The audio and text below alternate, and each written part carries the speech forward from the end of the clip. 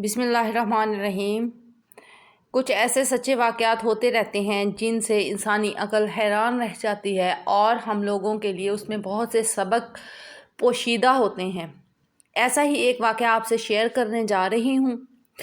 ولید بن عبد الملک اموی دور کے حکمران تھے۔ جب روضہ رسول کی دیوار گر پڑی تو بادشاہ کے حکم سے نئی بنیاد کھود دی گئی تو ناگہانی بنیاد میں ایک پاؤں نظر آیا۔ لوگ گھبرا گئے اور خیال کیا کہ یہ حضور صلی اللہ علیہ وسلم کا پائے مبارک ہے، لیکن جب صحابی رسول عروہ بن زبیر رضی اللہ تعالیٰ عنہ نے دیکھا اور پہچانا تو قسم کھا کے فرمایا کہ یہ حضور انور صلی اللہ علیہ وسلم کا مقدس پاؤں نہیں بلکہ امیر المومنین حضرت عمر فاروق کا قدم شریف ہے۔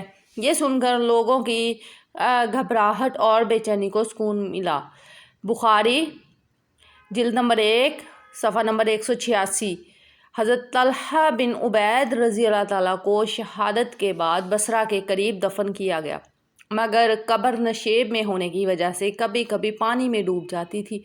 آپ نے ایک شخص کو بار بار خواب میں آ کر اپنی قبر بدلنے کا حکم دیا، چنانچہ اس شخص نے 10,000 درہم میں ایک صحابی رضی اللہ تعالیٰ کا مکان خرید کر اس میں قبر کھودی اور حضرت طلحہ بن عبید رضی اللہ تعالیٰ کے مقدس جسم کو پرانی قبر سے نکال کر اس قبر میں دفن کیا۔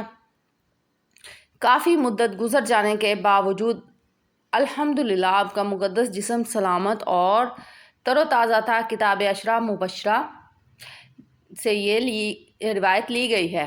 حضرت امیر معاویہ رضی اللہ تعالیٰ عنہ اپنے دور حکومت میں مدینہ منورہ کے اندر نہریں کھودنے کا حکم دیا۔ آپ نے ایک نہر حضرت حمزہ رضی اللہ تعالیٰ کے مزار اقدس کے پہلو میں نکل رہی تھی۔ لا علمی میں اچانک نہر کھودنے والا پھاوڑا آپ کے قدم مبارک پر پڑ گیا اور آپ کا پاؤں کٹ گیا اور اس میں سے تازہ خون کی چھینٹیں ایسے نکلیں جس طرح سے ایک زندہ انسان حجت اللہ علی العالمین بحوالہ بہہ کی۔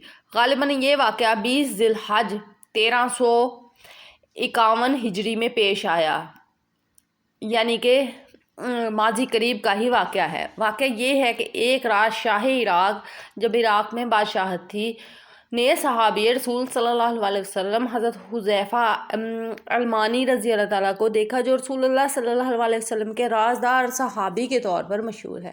آپ رضی اللہ تعالیٰ نے خواب میں فرمایا کہ میرے مزار میں پانی اور حضرت جابر رضی اللہ تعالیٰ کے مزار میں نمی آنا شروع ہو گئی ہے، اس لیے ہم دونوں کو اصل مقام سے منتقل کر کے دریائے دجلہ سے ذرا فاصلے پر دفن کر دیا جائے۔ امور سلطنت میں مشغول شاہ عراق دن کے وقت یہ خواب بھول گئے۔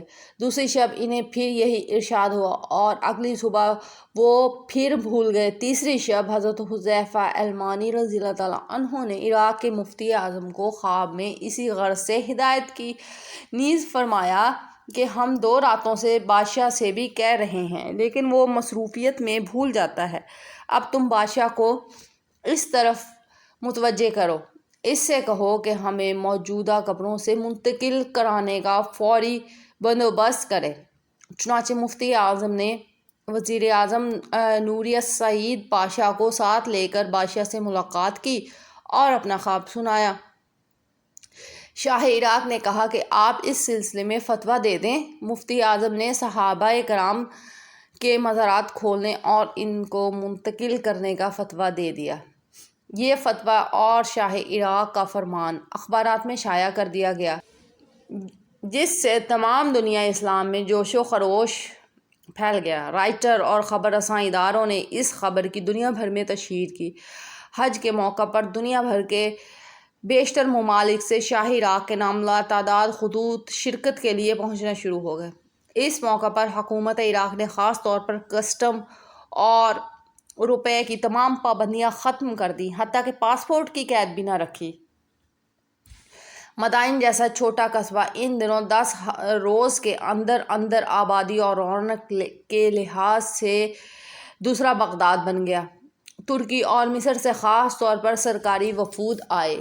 ان 10 دنوں میں جن خوش نصیب لوگوں کی قسمت میں ان بزرگوں کی زیارت لکھی تھی وہ پہنچ چکے تھے۔ ایک اندازے کے مطابق اس وقت 5 لاکھ لوگوں نے شرکت کی۔ پیر کے روز 12 بجے کے بعد مزارات مقدسہ کھولے گئے۔ معلوم ہوا کہ مزار میں نمی پیدا ہو چکی تھی۔ پہلے حضرت حذیفہ الیمانی رضی اللہ تعالیٰ عنہ کے جسم مبارک کو کرین کے ذریعے اس طرح سے اٹھایا گیا کہ ان کا مقدس جسم کرین پر نصب کیے گئے اسٹریچر پر خود بخود آ گیا۔ کرین سے اسٹریچر کو الگ کر کے شاہ عراق، مفتی اعظم عراق کے وزیر مختار جمہوریہ ترکی اور شہزادہ فاروق مصر کے ولی عہد نے کاندھا دیا اور بڑے احترام سے ایک شیشے کے تابوت میں رکھ دیا، اور اسی طرح حضرت جابر رضی اللہ تعالیٰ عنہ کے جسم مبارک کو نکالا گیا۔ الحمدللہ دونوں اصحاب رسول رضی اللہ تعالیٰ عنہم کے اجسام مقدسہ، ان کے کفن حتیٰ کہ ریشے مبارک کے بال تک بالکل صحیح و سلامت تھے۔ اجسام مبارکہ کو دیکھ کر اندازہ ہوتا تھا کہ شاید ابھی انہوں نے رحلت فرمائی ہے یا چند گھنٹے سے زائد کا وقت نہیں معلوم ہوتا تھا۔ سب سے عجیب بات تو یہ تھی کہ ان دونوں مقدس ہستیوں کی آنکھیں کھلی ہوئی تھیں اور ان میں ایک عجیب چمک تھی۔ کئی لوگوں نے چاہا کہ ان کی آنکھوں میں آنکھیں ڈال کر دیکھیں، لیکن ان کی نظریں اس چمک کے آگے ٹھہرتی ہی نہیں تھی، اور ٹھہرتی بھی کیسے؟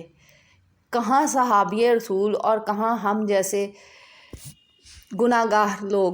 بڑے بڑے ڈاکٹرز یہ دیکھ کر دنگ رہ گئے۔ ایک جرمن ماہر چشم جو بین الاقوامی شہرت کا حامل تھا، اس تمام کارروائی میں بڑی دلچسپی لے رہا تھا۔ اس منظر سے اتنا بے اختیار ہوا کہ آگے بڑھ کر مفتی اعظم سے یہ کہتے ہوئے کہ مذہب اسلام کی حقانیت کا اس سے بڑھ کر اور کیا ثبوت ہو سکتا ہے، الحمدللہ مسلمان ہو گیا۔